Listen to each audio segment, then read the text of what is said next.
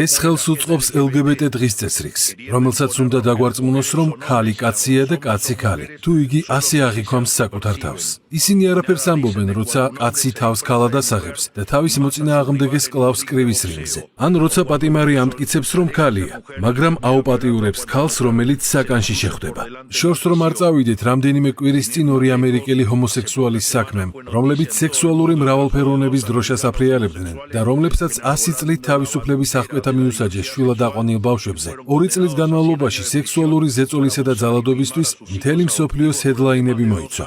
მინდა ცხადი იყოს, რომ როდესაც ვამბობ სიტყვას ძალადობა, ეს არ არის ევფემიზმი, რადგან თავისი ყველაზე ექსტრემალური ვერსიით გენდერული იდეოლოგია უბრალოდ და მარტივად ბავშვებზე სექსუალურ ძალადობას გულისხმობს. ისინი პედოფილები არიან. ამდენად მინდა ვიცოდე, ვინ უჭერს მხარს ასეთ ქცევებს.